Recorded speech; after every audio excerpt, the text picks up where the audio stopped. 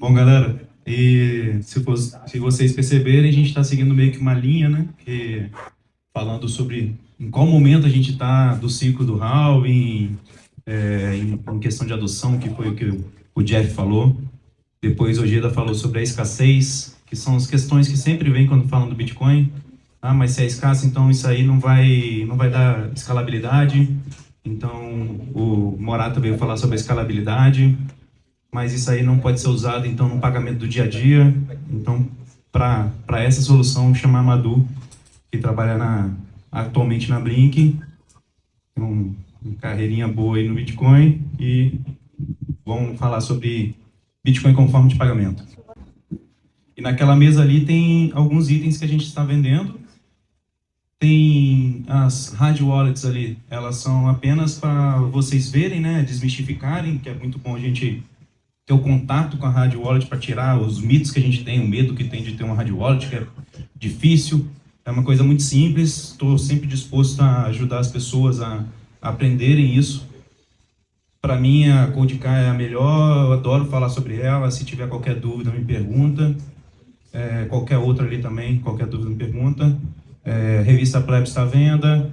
Lembrando do livro do Alan, que ontem esgotou lá na Halving House, mas sempre vá lá na livraria do Alexandre Costa, onde está à venda. O Bitcoin Black Pill, o curso do Alan e do Renatão. O Super Trunfo. Então, tem alguns itens ali para vocês verem e adquirirem. Oi, boa tarde a todos. Primeiramente, quero agradecer, óbvio, o convite do Fábio. E é sempre uma honra encontrar amigos e conhecer novas pessoas, fazer novos amigos também. Muito obrigada pelo carinho todo de vocês. E vamos falar então sobre Bitcoin como forma de pagamento. Eu até um tempo atrás, e até quando o Fábio falou assim, olha, o que você acha da gente falar desse tema? Eu falei assim, cara, não sei. Eu fico meio assim de falar sobre o Bitcoin como forma de pagamento, porque eu sei que todo mundo, em um certo grau, ainda é muito relutante em gastar os seus Bitcoins. E eu também sou um pouco. E como é que a gente vai falar de uma coisa que ainda... Primeiro que, assim, a gente vai passar por isso, né? Mas primeiro que a gente não tá nessa fase. E por a gente não tá nessa fase, todo mundo fica, não, mas eu não quero gastar no Bitcoin. Tipo, eu trabalhei por isso, eu tô lutando, vamos dizer assim, com pessoas do mercado que são muito maiores do que eu. Grayscale, BlackRock, Michael Saylor. Esses caras estão, tipo... Quando eu vender, são esses caras que vão comprar. E a gente fica, caramba, eu não quero fazer isso, eu não quero vender, eu não quero gastar agora. Beleza, legal, interessante, mas eu não quero fazer isso hoje. E eu super entendo quem pensa assim, porque eu também penso assim. Eu fui comprar o livro do Alan com o Ojeda, que me vendeu mais caro porque tinha acabado. E ele me vendeu, ele falou assim... Ah, eu te vendo, mas tem que ser mais caro porque agora tá mais escasso. Ele tinha acabado de terminar a palestra de escassez. Eu falei assim, tá. Aí eu falei assim, como é que eu posso te pagar? Na esperança que ele falasse Pix. E ele falou Lightning. Eu falei assim, então tá. Então é isso aí. E assim, sei que a gente tem essa relutância, mas eu quero que vocês entendam que o objetivo do que eu vou falar aqui hoje não é para dizer para vocês gastarem, é para dizer que dá para usar no momento certo, que for o momento de usar. Realmente a gente ainda não está nessa fase, e é por isso que a nossa mentalidade, inclusive, está na fase de não gastar. E também para mostrar para algumas pessoas que não é tão difícil quanto às vezes parece ser. E a gente fica, caramba, mas e aí, como é que eu vou usar? Eu sei que tem gente aqui mais nova, que chegou um dia desse, a Aninha ali, por exemplo... Fica assim, cara, como é que faz? Eu acho que é muito difícil. E ontem eu mostrei pra ela até como usar a BIPA. Transferir Bitcoin pra Satoshis na BIPA, Bitcoin pra real na BIPA. Ela falou assim, era só isso pra fazer? Eu falei assim, era só isso. Então, o objetivo é mais falar sobre isso. Então, Bitcoin como forma de pagamento. E aqui eu quero trazer 2 pontos, né? Que é sim, pode ser usado como forma de pagamento. Eu acho que todo mundo aqui, em um certo grau, sabe que isso é possível. E até mesmo consegue explicar para as pessoas sem precisar de muita enrolação.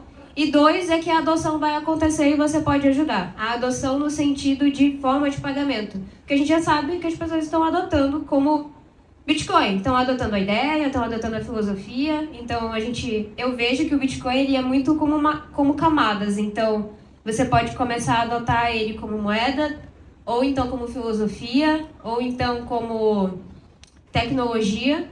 E aí você vai passando por uma linha de pensamento onde você acaba adotando ele por completo. E aí, seguindo nesse ponto de, sim, o Bitcoin pode ser usado como forma de pagamento, eu quero lembrar do nosso querido Paulo Guedes aqui, que participou lá do podcast do Bruno Perini. E ele falou, assim, que o Bitcoin não é unidade de conta, não é meio de pagamento aceito, enfim. O Paulo Guedes, ele é até um pouco lúcido. Ele falou bem do Bitcoin. Ele falou assim, não, tem a blockchain lá, é legal, é interessante. Mas quando ele toca nesse ponto, ele não explica dos ciclos de adoção que a moeda passa. Então ele dá a entender que nunca pode ser usado, ou que é muito difícil de ser usado. Ele não fala, a fase que nós estamos agora é essa. E aí eu vou até tentar reproduzir. Ah, não vai sair o áudio, né? Que beleza. Ou seja, voltou, inclusive. Manu disse, chupa Paulo Guedes. Mas, enfim. Tem áudio? Porque se sair o áudio é legal, pra galera ouvir, quem de repente não ouviu. Aqui, ó. Não, cacete.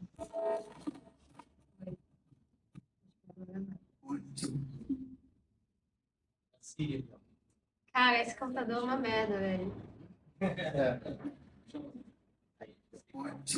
Você dificilmente compra um automóvel com quadro Picasso. Receber troco, a mesma coisa do Bitcoin. Não é fácil. Mas ele tem essa virtude, uma das 3 virtudes da moeda. Só que ela tem uma outra que é meio de pagamento aceito universalmente. Ela está longe disso. Está muito longe ainda.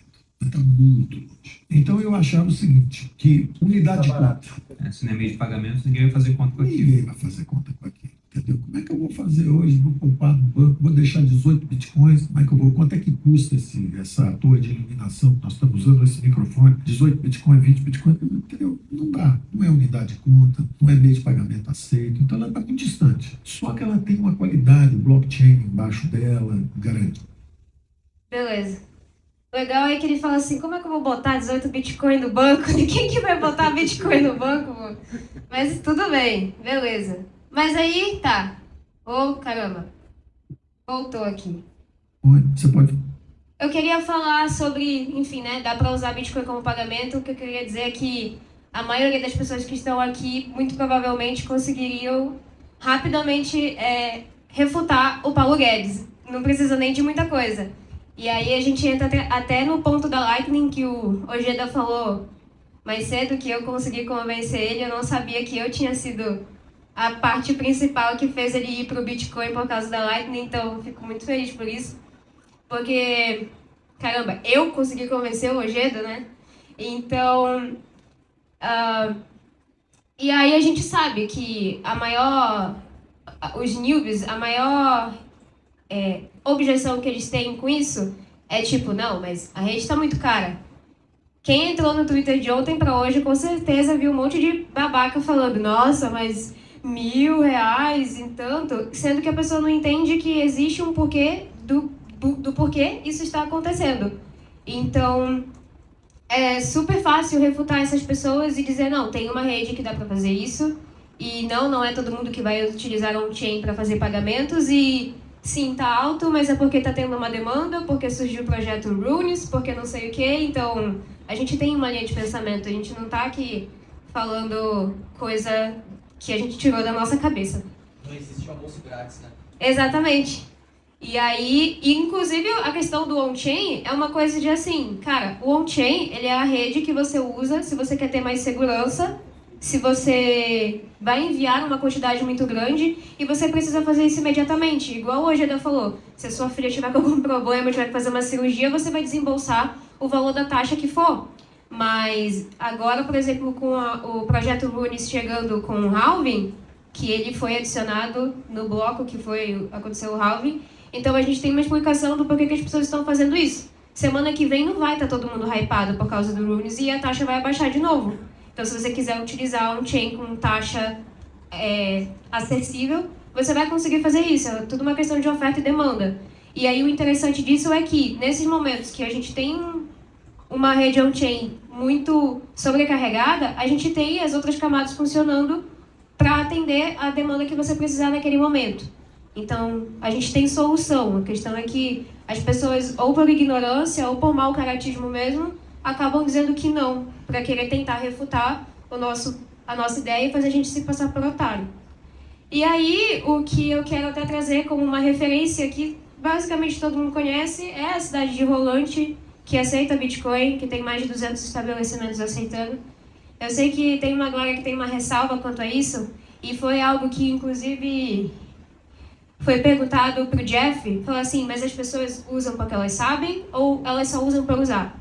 E aí isso é uma coisa interessante de falar, que eu até iria falar no final, mas eu vou falar agora, que o nosso trabalho de adoção que a gente faz, de você ir fazendo as pessoas indo adotar o Bitcoin por camadas, seja adotar a primeira filosofia ou depois adotar a moeda, ele inevitavelmente tem que passar por um trabalho de ética. Você tem que fazer a pessoa entender o assunto. Senão não adianta nada ela aceitar de uma maneira muito superficial, porque se, por exemplo, assim, se você não estiver muito em cima da pessoa o tempo inteiro, porque ela não tem o ethos do porquê que ela está fazendo, se você cair fora da jogada, ela para de aceitar na hora. Ela para de utilizar na hora porque você, teoricamente, é um incentivo e já não existe mais. E como ela não tem o ethos do porquê que aquilo funciona, porquê aquilo é importante, aquela adoção vai pro ralo. Ela é uma adoção artificial.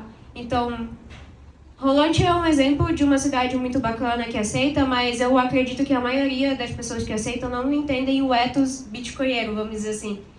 E acabam adotando de maneira superficial. E aí, por conta de que a gente não tem uma comunidade muito engajada em comprar as coisas com Bitcoin, é muito difícil chegar a uma massa grande de pessoas indo comprar com Bitcoin com esses comerciantes. Então, eles dependem de um grupo muito pequeno de pessoas e, muito mais ainda, dependem da pessoa que incentivou eles a utilizarem essa moeda. Pode falar. Como o Fábio mesmo, ele tem uma frase que ele fala assim, como é que você vai saber qual o remédio que você vai tomar, né? Ou então o porquê que você está tomando aquele remédio se você não sabe qual é a doença, né? Exatamente. Então fica meio que um negócio assim. Exatamente. Então, assim, os caras, a gente sabe que eles têm uma doença, eles não sabem qual que é a doença e a gente está dando um remédio, vendendo uma ideia. E aí eles, tudo bem, vamos aceitar. Mas por quê? Por que eu estou aceitando? Porque daí é muito mais fácil ele até mesmo integrar os clientes dele nisso. Eles não precisam depender de uma terceira parte. E é até engraçado, né? Porque se a gente está utilizando o Bitcoin para ser independente, eu tenho meu negócio, eu quero ser dono do meu negócio. Não quero que venha uma terceira pessoa e venha ditar a regra de como que eu vou usar ou oferecer o meu serviço. Mas, enfim, é um exemplo interessante de cidade aí que dá para utilizar Bitcoin. A gente tem o projeto Praia Bitcoin. Até hoje, aqui mesmo, a galera, se vocês quiserem comprar os itens que estão à venda, vocês podem fazer com Bitcoin. Então, não é difícil. E aí... mas o Paulo Guedes falou, como é que eu vou comprar um McDonald's com Bitcoin? A gente tem, por exemplo, soluções como a Bitrefill. Eu não sei se todo mundo conhece, mas você pode literalmente comprar qualquer voucher na Bitrefill para usar no seu dia a dia. iFood, Uber, Airbnb, Americanas, eu gosto de jogar. Você compra lá Game Pass no Xbox, você compra... Basicamente, tem várias lojas que aceitam esses cartões de presente e você pode comprar com a Bitrefill um cartão de presente e ganhar um cashback em cima disso. Até posto de gasolina. Até posto de gasolina. Amazon também? Oi? Amazon também. Eu acho que tem Amazon na Bitrefill, eu não sei, mas basicamente toda empresa que tem cartão de presente, algo assim, você consegue comprar lá. E eles te dão cashback em Bitcoin. Você paga em Bitcoin e eles te dão cashback em Bitcoin também, né? No caso, paga em real e te dão cashback em Bitcoin. Mas, por exemplo, eu coloquei isso pra gente entender que você não precisa procurar às vezes você vai assim, tem o BTC Map, né? Que ele mostra quais são as cidades e lugares que aceitam Bitcoin. Aí você vai lá, mecânica Joãozinho. Você fala assim, cara, eu não quero usar o negócio da mecânica do Joãozinho, eu não preciso disso. Mas é o cara que está aceitando fisicamente. O que a gente mais usa no nosso dia a dia? Um iFood, um Uber? Como é que eu vou comprar as coisas com Bitcoin? Bitrefill é uma opção, por exemplo. E aí, eu falei no começo sobre os ciclos de adoção, que o Paulo Guedes não comentou, né? Por que a gente não aceita? Por que está muito longe de aceitar Bitcoin? Justamente porque o nosso dinheiro passa por ciclos de adoção. Ninguém aceita dinheiro, toma aqui meu dinheiro, aceita ele aí. Ninguém aceita isso livremente. A gente está, por exemplo, aqui numa sala com um número bom de pessoas que aceitaram, mas a gente não é nem 1% do restante da população. Mas por que o restante da população aceita Pix? Por que o Pix, em menos de um ano, teve, sei lá, 1 bilhão de usuários? Estou chutando um número aqui. Não é porque ele teve um efeito de rede muito bom e as pessoas entenderam como o Pix funciona. Acho que aqui, inclusive, a gente pode falar toda a parte técnica do Bitcoin, mas se eu perguntar para qualquer um como é que funciona o Pix, vai ficar assim, mano, eu não sei. Não, você não conta. Se souber, eu quero dizer o seguinte, se o cara souber como é que funciona o Pix, ele não usa. Exatamente. Mas por que a gente usa isso? Porque a gente é obrigado, a gente tem o governo falando, você tem que usar essa moeda, senão você não faz parte do nosso sistema monetário. E você não vive, porque como é que tem que pagar aluguel, escola das crianças, conta de luz, etc. E aí você tudo tem que usar o real. Então, a nossa moeda fiduciária que a gente usa hoje é de cunho forçado. A gente só aceita porque tem que aceitar. Inclusive, El Salvador, infelizmente, também é de cunho forçado. Todo mundo aceita Bitcoin porque tem que aceitar. Tipo, você não precisa necessariamente aceitar, mas tem que estar lá a opção de que tem Bitcoin. É basicamente isso. Isso foi, inclusive, uma ressalva muito grande quando o Bitcoin foi adotado lá em El Salvador. Porque você pode não receber só em Bitcoin, não precisa usar o tempo inteiro, mas se você tem uma loja lá, tem que ter a opção. Mas beleza. E por que isso acontece, né? Beleza, a gente tem essas ressalvas quanto à adoção. A gente tem muita ressalva de adoção do Bitcoin, não somente por conta do governo, mas a gente tem empresas, a gente tem empresários que são pessoas que se veem de uma certa forma afetados ou ameaçados com o Bitcoin, então eles sempre vão fazer alguma coisa para evitar que a gente use. E a gente só vai realmente conseguir passar pelas 3 fases do dinheiro, que é reserva de valor, meio de troca, unidade de conta, com o tempo. Isso não vai acontecer agora. A gente ainda está na fase de reserva de valor, vamos dizer assim. Por mais que o Jeff tenha falado que os Estados Unidos está utilizando como medida, mas isso não se vê na prática. A gente não tem a prática de como essas coisas são utilizadas no dia a dia. Então, a nossa fase atual no Bitcoin, ela é de reserva de valor. E ela vai ficar assim por um bom tempo. E pode ser que fique até por mais tempo se a gente não ajudar na adoção. E aí é um segundo ponto que eu vou trazer depois. Acho que essas três funções do dinheiro que eu citei, eu não preciso explicar o que cada uma significa, né? Mas se alguém quiser que explique, eu explico. Ninguém quer, beleza, que bom. Mas aí, a gente tem essas 3 fases, a gente está agora na reserva de valor. E, inevitavelmente, quando ele flipar, né, mudar para meio de troca, ele já vai também ser unidade de conta, porque não tem como você utilizar algo como meio de troca sem aquilo ser unidade de conta, né? Você fala meio de troca na área imobiliária, trocar por imóveis, não, do dia a dia mesmo, como a gente troca real. E aí, por que eu falo isso que não tem como ele ser... quando ele virar de fato meio de troca, não tem como ele deixar de ser unidade de conta, né? Porque hoje a gente usa razoavelmente como meio de troca, se você quiser comprar ali, por exemplo, alguma coisa. Só que o Fábio não está precificando as coisas em satoshis, ele está precificando em real. E você vai pagar o valor referente em real. Ele podia muito bem fixar o preço, não, um boné é 30 mil satoshis, mas você não vai pagar 30 mil satoshis por um boné hoje, entendeu? Pelo preço que está agora o Bitcoin em real, por exemplo.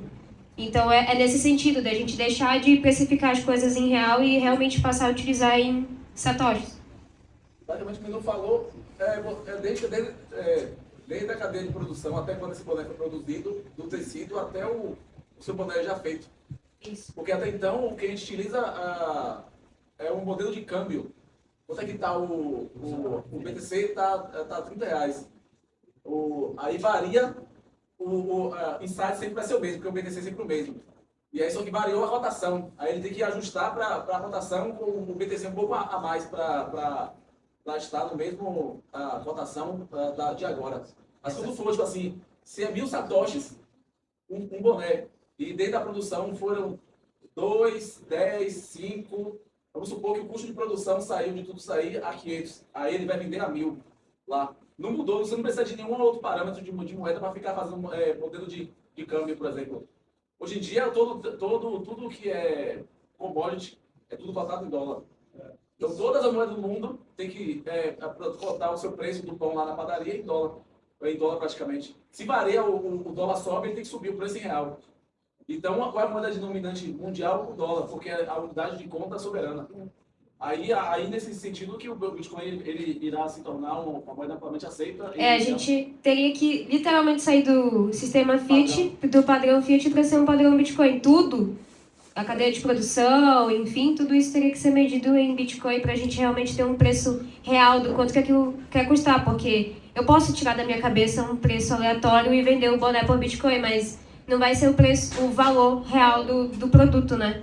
E aqui eu coloquei só para ilustrar a evolução do dinheiro que a gente teve até chegar em cripto, que no caso não tinha nenhuma foto com Bitcoin, porque a gente tem o marketing das criptos muito maior do que do Bitcoin, então, mas essa é a nossa mudança de dinheiro ao longo do tempo, mas a gente sabe que tudo isso, todas essas outras mudanças, até do dinheiro digital, ele passou por um processo de evolução da própria adoção da tecnologia, da adoção da internet. Então, a gente acredito até a certo ponto que a gente precisa de uma adoção da tecnologia da internet muito maior para a gente ter uma adoção eficiente do Bitcoin. Embora a gente esteja bem habituado com isso, mas existem lugares no mundo que não tem uma internet muito boa e que eles precisam utilizar meios alternativos de conseguir se comunicar.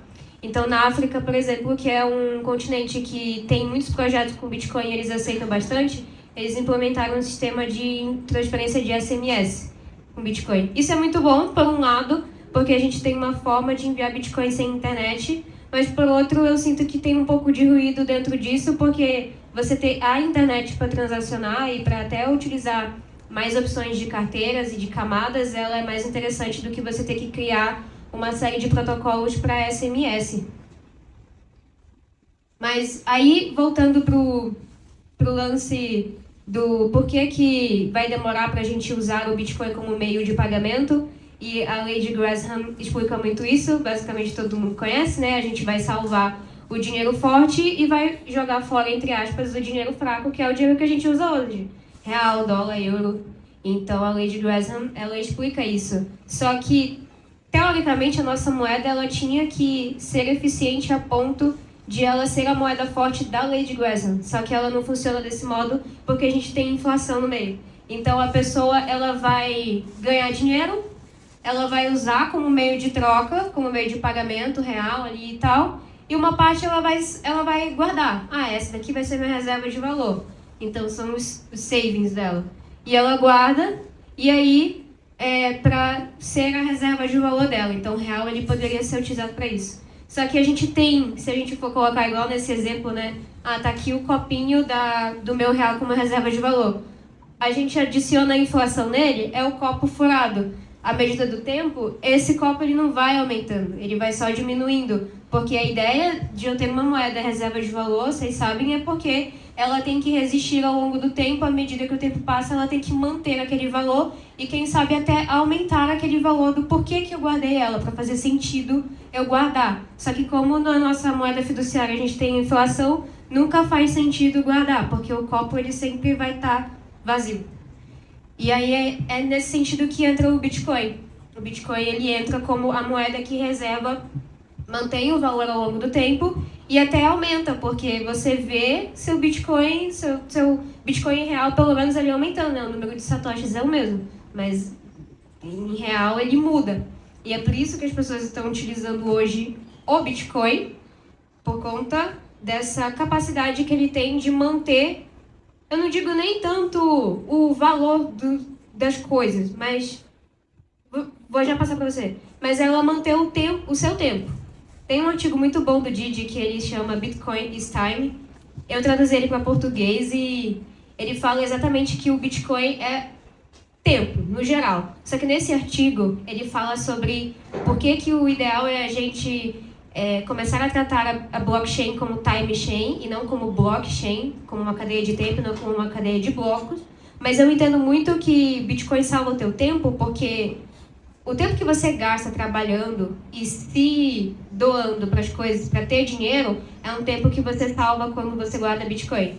Então, para você, vamos dizer assim, é muito mais longevidade de vida você guardar dinheiro em Bitcoin, para manter essa reserva não só para você, mas geralmente para sua família, né? Pode falar. Essa linha de raciocínio de história de valor, como é que se fala em inglês? Reserva de valor. Reserva de valor. Tem o Michael Saylor, ele dá uma analogia muito interessante, ele fala sobre a inelasticidade do supply, né? Que seria... Esqueci o nome em português do supply, fornecimento. Fornecimento, uhum. Ele fala que o fornecimento inelástico do Bitcoin, ele seria o seguinte... Ele é inelástico. Inelástico. Eu falei inelástico. Não? Falou. Aí, o fornecimento inelástico do Bitcoin, ele é diferente de qualquer outra coisa que a gente tem hoje, por exemplo, ouro. Quando o valor do ouro sobe, as pessoas elas têm um incentivo de gastar mais energia para conseguir procurar mais ouro. Mesma coisa com moradia, né?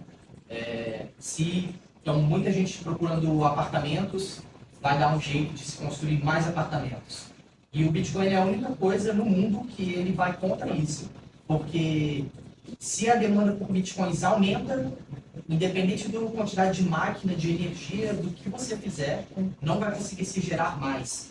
Então como ele fala, né, o sistema ele foi projetado para não ter um vazamento, né, não tem um vazamento de como está desenhado, né, de perder conseguir gerar mais, de utilizar mais energia, mas não conseguir aumentar a quantidade de bitcoins que tem, como é feito com as outras coisas. Exato. Isso é muito interessante. Eu até lembrei, né, do que o Ojeda falou, quando os governos passaram a falsificar o ouro. Então, assim, até nisso, a gente tem o poder do Bitcoin dele ser não falsificável. Você não consegue falsificar Bitcoin. No máximo, você vai criar uma meme coin, uma cripto nada a ver. Mas o ouro, por exemplo, igual você falou, se começar a ter uma oferta muito grande de ouro, não tem ouro para toda essa demanda, eu consigo falsificar o ouro, fazer um ouro falso para poder oferecer para as pessoas pelo mesmo valor do ouro real e ainda levar vantagem, né? E no Bitcoin você não consegue fazer isso. Então, isso é muito bom também. Obrigada pela contribuição. E aí, eu peguei essa foto, que inclusive foi o Narcélio que postou no Twitter, quando o Bernardo falou sobre a fala do Paulo Guedes.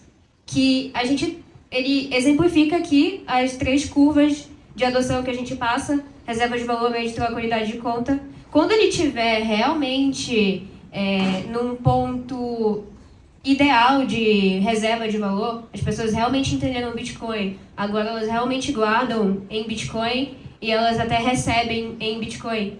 Aí ele já vai estar também sendo utilizado como meio de troca e unidade de conta. Mas hoje ele está aqui. Ele está só nessa, se a gente for de uma maneira bem abstrata, ele está nessa parte só da adoção. É muito no começo. E é por isso que a gente é tão resistente em usar como moeda. E é por isso que, obviamente, se eu não uso como moeda, ele não tem valor como unidade de troca, né? As pessoas não utilizam. Então, quando ele estiver realmente solidificado na mente das pessoas, e é por isso que eu falei do ethos bitcoinheiro, a gente vai realmente utilizar o Bitcoin como moeda, porque a moeda ela tem essas 3 características. Mas hoje, realmente, Paulo Guedes ele estava até certo, ainda está muito difícil disso acontecer, porque até quem adota não sabe por que está adotando. Mas a gente pode usar, né? Igual aqui, essa é uma imagem de El Salvador, a galera aceitando lá. Inclusive, agora que eu reparei, mas eu não tinha visto, eles estavam utilizando a Bitcoin Beach, que é o antigo nome da Blink. A Blink se chamava Bitcoin Beach Wallet, porque ela surgiu em El Salvador, e eu já vou contar um pouquinho dessa história, né, para descascar uma manga aqui para eles. Mas a ideia é que, basicamente, a gente pode ajudar nessa adoção, à medida que a gente se propõe a realmente usar o Bitcoin como moeda. É claro, você não precisa chegar em todo lugar e falar assim, vocês aceitam Bitcoin? Não, então aceita aí e você começa a evangelizar a pessoa, porque isso vai ser muito superficial. Se você fizer isso, vai ser só ali naquele momento e nunca mais. Mas em momentos oportunos, como esse, como aí de você comprar alguma coisa, pagar o ingresso do Meetup com Bitcoin, é interessante você usar porque isso vai incentivar a comunidade ao seu redor e você também vai incentivar outras pessoas que estão vendo você fazer isso. E ao longo do tempo, se você for parar para pensar, aquele dinheiro, a gente tem muita ideia do Lázaro, de que, puta merda, o cara usou muito dinheiro, olha quanto que ele podia estar agora em Bitcoin, não quero ser um Lázaro da vida. Só que se você faz DCA, né, se você compra Bitcoin todo mês e você reserva uma pequena parte para comprar no mês alguma coisa, se você for ver daqui a 1 mês, 2 meses, o valor que você... Por exemplo, assim, você reservou R$100 em Bitcoin para gastar no mês, deixa numa carteira qualquer. E aí apareceu alguma coisa que você teve que usar R$50 em Bitcoin, né, em satoshis ali para gastar. Geralmente, no final do mês, você vai estar com os R$100 de novo, porque o preço já aumentou. Pode ser que você esteja com menos? Pode ser, mas aí vai muito também da sua filosofia do DCA, de realmente acumular sempre que for possível e usar aquela moeda de uma maneira eficiente. Mas geralmente, daqui a 1 mês, 2 meses, você vai estar com o mesmo valor, às vezes até mais. Então, você tem a falsa impressão de que você gastou muito, mas acaba que, mesmo sem você fazer nada, e isso aqui é interessante, no Bitcoin você não precisa fazer nada para ver o teu poder de compra subindo, você simplesmente deixa lá. É diferente de você ter que se matar trabalhando o tempo inteiro para ver o poder de compra diminuindo. Então eu acho isso muito interessante no Bitcoin, porque você pode comprar a quantidade que for, deixar guardado o tempo que for e não precisar fazer nada para ver aquilo realmente ter algum resultado efetivo no seu poder de compra na sua vida no geral. Você não precisa trabalhar para a moeda, ela trabalha para você. Como é que é o seu nome? Madu, Manu. Deixa eu fazer a pergunta. pode fazer. Eu estive lá no Bitcoin Spring Fest ano passado, lá em Rolante, né? E realmente as pessoas fazem porque aceitam Bitcoin, mas não conhecem exatamente. Mas, por exemplo, na divulgação do evento, eles falaram que só ia aceitar Bitcoin. Então, eu botei R$1 na Wallet of Satoshi e tal. Chegou lá e estava aceitando cartão normal. Obviamente, eu paguei em cartão. Tem por que eu gastar, né? Sim. Inclusive, o Renato ele fala, né, que o cigarro que é moeda na cadeia é o cigarro mais barato. Que você guarda o que tem valor e gasta o que não tem valor. Eu conversei com o Guilherme Renault lá e ele falou que para ele o Bitcoin é uma moeda e ela só não é moeda ainda porque ela ainda é muito variável, porque a adoção é pequena. No dia que a adoção for completa, não vai ter mais variação e ela vai se tornar uma moeda de fato, como o Paulo Ela não Guedes vai falou. ser tão volátil, né? Mas eu ainda não consegui entender isso, exatamente por quê? Porque, na minha opinião, para o Bitcoin se tornar de fato uma moeda e essa aceitação, a gente teria que necessariamente destruir o Fiat. Porque a partir do momento que existirem os dois, o Bitcoin sempre vai ser superior ao Fiat. Então eu sempre vou gastar o Bitcoin, ou melhor, o Fiat, e vou guardar o Bitcoin. Inclusive o Renato também fala que, na ideia dele, vai chegar um dia que você não vai gastar Bitcoin, você vai emprestar, ou melhor, deixar o Bitcoin como garantia, que é o que eu já faço, inclusive, e você pega shitcoin e especula, ou gasta, etc e tal, sem precisar gastar o Bitcoin. Então eu até hoje não consegui ver ainda o Bitcoin como moeda nesse sentido. Porque para ele ser uma moeda de fato, ele teria que ser ou no mesmo nível ou inferior às outras. Porque se tiver outra inferior a ele, eu vou gastar sempre a outra como moeda, e não ele. Né? Vou deixar ele como reserva de valor e gastar a outra como moeda. Cara, a resposta bem honesta quanto a isso é que pode ser que o Bitcoin nunca se torne moeda. Nesse Eu sentido. também acredito que não. Né? Entendeu? Só Porque porque moeda é tipo, dinheiro completamente com as três fases do dinheiro. Isso. Porque uma coisa é moeda, outra coisa é dinheiro. Moeda é qualquer coisa, eu vou usar esse copo, você tem lá a sua caneta, eu te dou esse copo, você me dá. Mas ele não é um dinheiro, porque ele não armazena valor, nem no espaço, nem no tempo. Mas ele é uma moeda de troca. meio de troca você tem qualquer coisa, Sem né? dúvida, eu paguei a minha entrada aqui com Satoshi, então ele é um meio de troca. Mas para mim, Porque ele vai ser a moeda de... moeda você troca qualquer coisa. Mas ele não tem as propriedades do dinheiro, tipo assim, as 3 propriedades para ele servir como um dinheiro completo. Porque uma moeda pode ser qualquer meio de troca. Sim. Mas nem toda moeda ele se torna Nem toda moeda é dinheiro, né, no caso. Nem toda moeda é dinheiro. Então, no caso, você está falando que no caso o Bitcoin é o dinheiro. Não, o Bitcoin Ele é a está moeda. buscando as 3 etapas que ela mostrou lá na frente, no início, para se tornar um completo, tipo assim, isso é reserva de valor, meio de troca e unidade de conta. Ele se rolar ele já tem as características da moeda, ele precisa agora se tornar agora um bom dinheiro, ele já está se tornando para a gente que já usa, mas para universalmente aceito, ele vai ter que cumprir essas 3 etapas. Só falar, ele já é as 3. Na verdade, o que a gente está vendo agora é a... Não, na real, o que ele quis dizer é que ele não é... Vamos lá, pera aí rapidinho. A gente está entrando numa questão meio semântica aqui da coisa. Ele só não é universalmente aceito, ele já é as 3 coisas. Ele só não é universalmente aceito. É só isso. O Jack ali.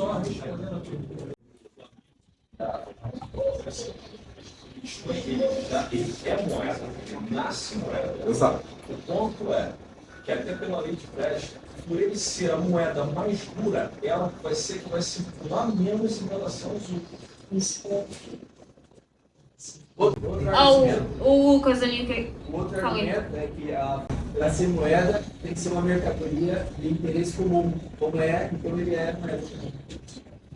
Pode falar. Eu acho que também que as fiats, elas vão se destruir, ela mesma vai se autodestruir, né? Elas se destroem, mas... Ela vai se destruir. Também no livro Padrão Bitcoin, quando ele começa a falar sobre a história do dinheiro, uma coisa fica clara, é que não são as pessoas que escolhem o dinheiro. É sempre uma pessoa, ela consegue uma tecnologia superior que acaba deixando o bem que as pessoas usavam como dinheiro obsoleto. Por exemplo, antes as pessoas usavam sal, porque era difícil obter sal. Só que aí passou um tempo e conseguiram uma tecnologia, né? Conseguiram um barco, sei lá, alguma coisa assim. Foram lá no pré-sal, lá, pegaram trilhões de quilos de sal. Descobriram que o sal era fácil de ter, basicamente. Exato. E isso foi acontecendo com tudo, né? Foi acontecendo com concha. Também teve outros problemas de, por exemplo, de visibilidade, né? Por exemplo, por que não pode usar o gado como dinheiro, né? Porque... a dupla coincidência de desejos, né? Que foi também, o que o Geda falou. Mas essa do gado seria tipo assim, eu cuido de gado, eu quero pegar um pouco de trigo. Aí não tem como eu trocar meu gado inteiro por trigo. Não tem como eu cortar só a pata do gado, só a pata. Então, meio que esse vai ser um processo natural que mesmo que as pessoas não gastem dinheiro, as outras moedas elas mesmas vão se... Na verdade, eu entendi. No final das contas, é o seguinte, os governos vão ser obrigados a adotar o Bitcoin como moeda. Porque vai ser, e aí sim vai ser universal. Exatamente. Tipo, é como se você é como se hoje você falasse assim, eu me nego a ter celular e internet. Você vai ficar à margem da sociedade. Talvez o Bitcoin sendo inovador, talvez ele inventa a ordem e ele vire unidade de conta antes de meio de troca. Porque a gente vai usar ele, eu quero um Bitcoin nessa casa. Que é até, desculpa, né? Mas é até o lance que o Jeff falou lá dos Estados Unidos. Eles utilizaram para medir, mas não estão usando para trocar. Aí o Bitcoin vale tanto, toma essa porcaria de real aqui, mas eu negociei com você esse preço em Bitcoin. Até porque as fiat vão continuar diminuindo e valendo cada vez menos. Vai chegar uma hora que você vai falar assim, não, vou pagar em real. O cara vai falar, quero não. Não vai mais ter uso, né? Mas vai ter uma hora que as pessoas não vão querer mais. É que o próprio meio, em um determinado momento, ele acaba expurgando você do meio. Então, você vai ter que fazer alguma coisa para viver no meio. Né? E pode ser que, de fato, isso aconteça. Muito interessante. Mas aí, tá, beleza, passei disso, né? Falei essa imagem, temos El Salvador, e aí... como é que eu uso o Bitcoin? Com a Blink, né? Só pra falar uma palhinha de como que a Blink funciona, que uma galera veio me perguntar porque não entendia. Na Blink, ela se chamava Bitcoin Beach Wallet e ela nasceu em El Zonte, quando nasceu o projeto do lado de aceitar Bitcoin em El Salvador. Então a comunidade se reuniu e eles criaram a carteira para El Salvador. Então ela foi criada para lá, para a realidade daquele pessoal, tanto realidade financeira quanto realidade intelectual. A gente sabe que tem gente que é muito mais humilde de conhecimento e você precisa fazer alguma coisa para essas pessoas entenderem. Então, inclusive até se vocês baixarem a Blink, ela tem uma função lá chamada Aprenda, que você passa por uma linha de aprendizagem e a cada vez que você acerta uma pergunta, você ganha alguns satoshis dentro da carteira. Então eles fizeram isso para facilitar a galera que não entendia lá, o que é dinheiro, o que é Bitcoin. E todos esses conceitos filosóficos que a gente sempre fala, mas que ninguém quer ficar ouvindo de graça, né? Então a pessoa pode jogar, é literalmente um jogo, então ela joga e ganha satoshis assim facilmente. E aí, com o tempo, a Blink foi saindo de El Salvador, foi indo para outros países e mudou. Deixou de ser Bitcoin Beach Wallet e agora é Blink, a carteira para você usar no dia a dia. E aí, por que eu trouxe ela? Não é só porque eu estou trabalhando lá com eles, tá, gente? Mas é porque realmente é uma carteira para você usar no dia a dia. Ela é uma carteira custodial. Então, algumas pessoas têm uma ressalva quanto a isso. Por quê? Eu não recebo as minhas chaves privadas. E agora, né? Que carteira é essa que não me dá minha chave que eu não posso usar? Mas é justamente por conta da demanda que ela busca suprir. Os noobs ali de El Salvador, a galera que quer comprar um negócio com Bitcoin, eles não vão baixar uma Blue Wallet ou uma Jade ou uma Cold Card e fazer todo um processo Tails com Electrum e pronto, agora eu vou usar o meu Bitcoin. Eles geralmente vão buscar algo super fácil para eles poderem usar. E essa é a proposta que a Blink ofereceu. Mas só para falar, a gente trabalha com reserva, onde a maior parte dos fundos que vocês depositam, ela fica em carteira fria e uma pequena parte ela fica numa carteira quente para você conseguir transacionar facilmente no seu dia a dia. Então a maior parte da reserva ela fica guardada. Só que a gente também trabalha com reserva total, então não tem esse negócio de e se eu quiser tirar o dinheiro, os caras não vão ter meu dinheiro. Não, a gente vai ter. Você tira a hora que você quiser e manda para qualquer outra carteira que você acha mais interessante. Mas voltando, o objetivo deles foi atender o comércio. Então é por isso que ela é ideal para quem quer fazer transação no dia a dia. Tanto para quem quer aceitar como pagamento, tanto para quem quer pagar. O próprio CEO da Blink, que é a empresa mãe, a Galoy, que é dono da Blink, o próximo CEO, antes de lançar a Blink, igual para a Galoy, ele já tinha explicado que ele queria fazer um Bitcoin Bank as a Service, que é justamente isso aí. Por isso que é de forma custodial, para não precisar guardar as suas chaves, mas sim servir como se fosse um banco mesmo. Tipo um banco digital. Se a pessoa esquecer a senha, ela pode botar lá o seu e-mail e esquecer senha. Aí vai servir como se fosse um banco mesmo, por isso que eu tenho ali a parte do... Inclusive você consegue recuperar a sua carteira lá assim, né? Colocar e-mail ou telefone. Não quero colocar e-mail, nem telefone, nem nada, mas eu quero usar. Beleza, a gente tem a função de teste. Você baixa a carteira, usa a função teste. Ela tem limite de satoshis aí, né? Porque se você vai usar para teste, você não vai colocar 1 milhão de satoshis lá dentro. Mas ela tem a função teste que você pode excluir a qualquer momento. Eu quero usar... Sempre que eu for usar, eu quero usar uma função teste. Você cria uma carteira para cada vez que você usar e exclui ela também facilmente. Aí a gente tem essa função que se chama caixa eletrônica, que é a função, inclusive, que o Fábio está usando, se vocês quiserem pagar ele. A função da caixa eletrônica é o seguinte, eu vou tentar mostrar aqui para vocês. Ela é assim, você coloca um QR Code estático. Digamos que eu sou no supermercado, eu tenho vários caixas ali no supermercado. Eu não preciso de uma carteira para cada caixa. Eu, dono, coloco o QR Code ali, a pessoa aceita, o cara que está lá no caixa, mas ele não vai ver absolutamente nada do meu saldo, quanto que eu recebi, quanto que eu tenho, não vai poder transacionar, porque é só uma função de caixa registradora. E aí dá pra gente ver isso mais ou menos na prática. Eu vou tentar mostrar aqui se eu conseguir. Aqui a gente tem um Maps que você consegue ver da Blink, que você consegue ver os lugares que aceitam Bitcoin. E aqui embaixo você tem para adicionar o local que aceita. Então qualquer pessoa pode adicionar, não precisa ser o dono do negócio. Se você consegue é só entrar lá e adicionar. Mas aí aqui você vê os pontos. Vou clicar nesse aqui que eu não sei onde é, mas é esse cara aqui. Aí ele fala assim, pague esse usuário. Aqui tá difícil de olhar, mas tá dizendo isso, pague esse usuário. Quando eu entro para pagar o usuário, ele já abre na caixa eletrônica do cara, aí eu pago ele lá. Não precisa saber endereço, não precisa saber nada e vai cair lá para ele e qualquer pessoa pode pagar. Mas gera uma conta corrente? Cai na carteira dele lá. Cai na carteira dele lá. Real. Não, em Satoshi, em Bitcoin. Não, mas você manda primeiro em real e converte lá para Você tem Não, uma carga na sua carteira. não, você depois manda em- joga o valor em lá. Satoshi. Só que aí, ó, aqui você vai digitar o endereço, quanto que você vai mandar, que no caso está em dólar, né? Aí vou mandar $10, ele vai gerar invoice e você paga. Normal, com a carteira que você quiser, não precisa ser a mesma. Mas e para grandes quantidades? Já que você falou que a Blink não suporta ainda, o comércio, assim, que tem um fluxo de caixa muito grande, talvez não venha a ser muito prático.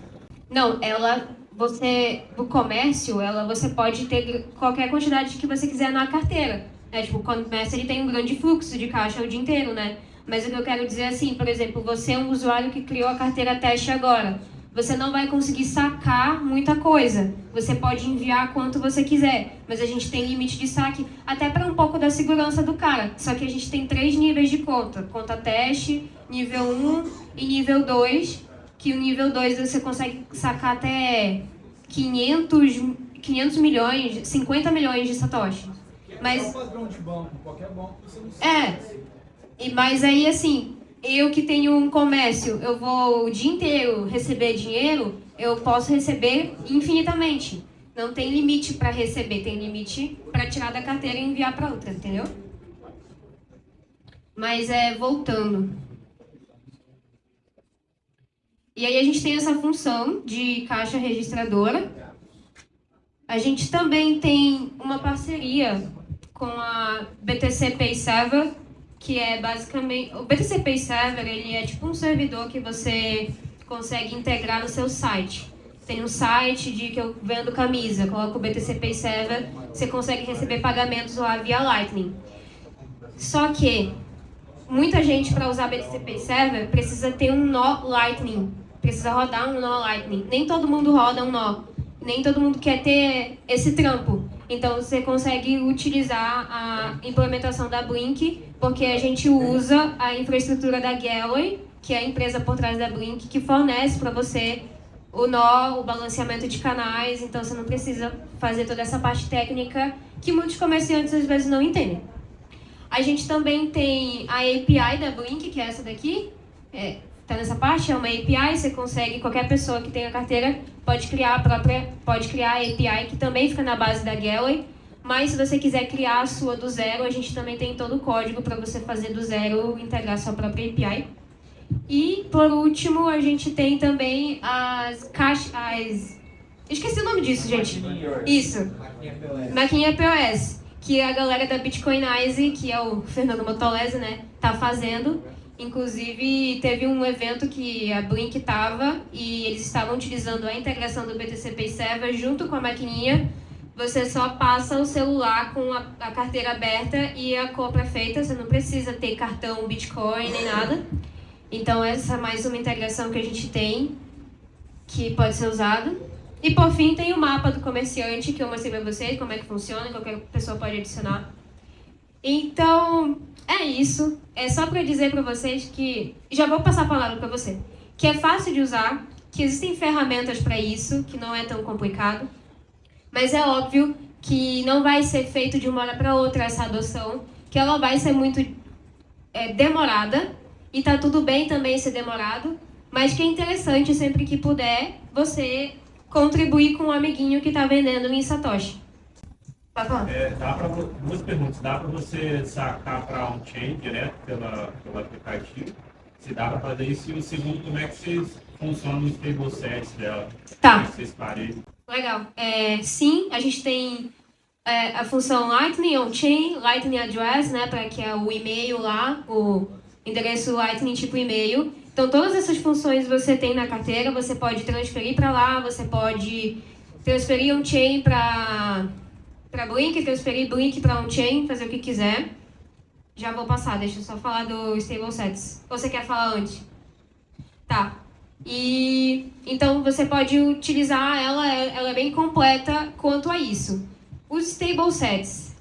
Stable sets é basicamente um nome diferente que a gente deu para dólar dentro da carteira, porque a gente usa meio que um dólar sintético. O que é o stable sets? É para quem é comerciante e não quer ter a volatilidade do Bitcoin dentro da carteira. Então você vai que acontece? O mesmo endereço dos stable sets é o teu endereço de Bitcoin.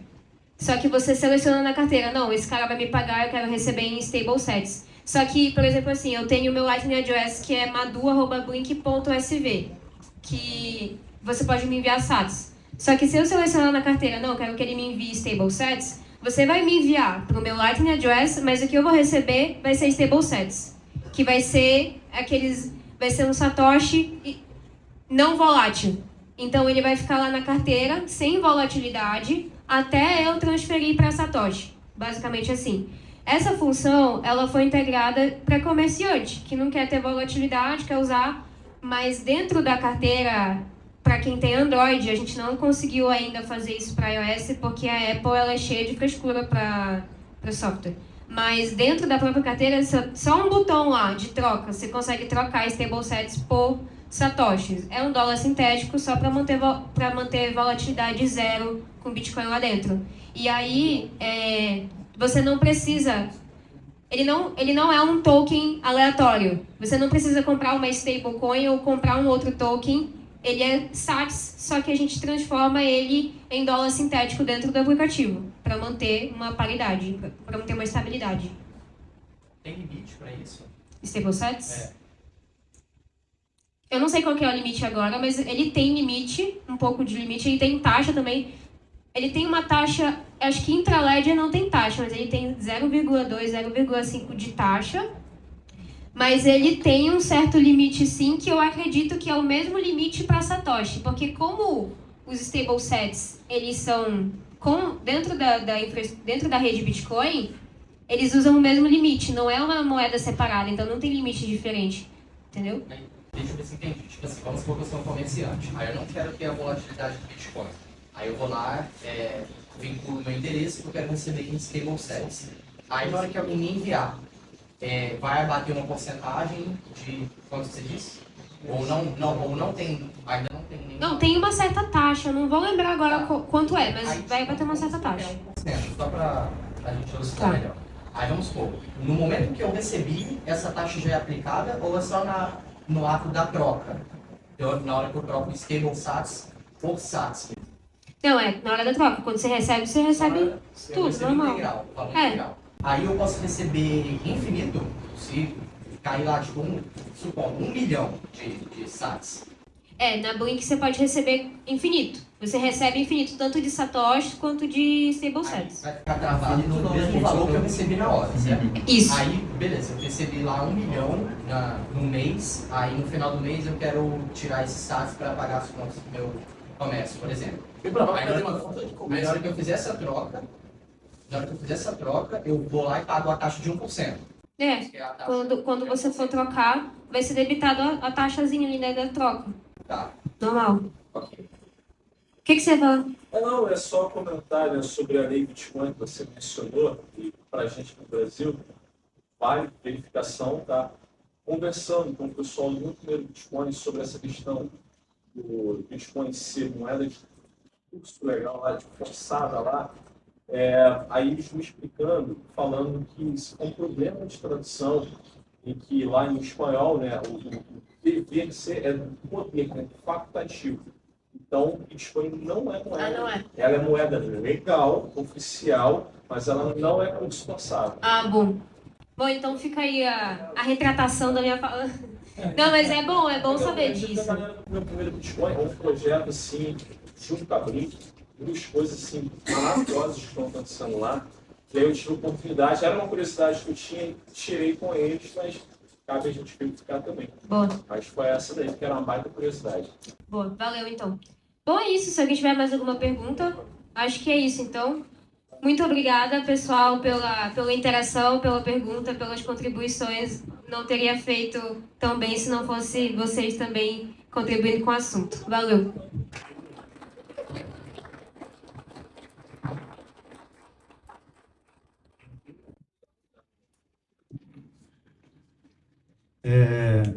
Inclusive na Blink, né, como o Madu falou, né, que estou utilizando a Blink aqui para receber o pagamento das compras ali. Eu gerei um link, tem um link já pronto na Blink, onde eu envio para a pessoa, tipo o Gabriel, que está me ajudando aqui na organização, ele tem esse link. Então, quando ele clica no link, já vai direto para uma calculadora, né?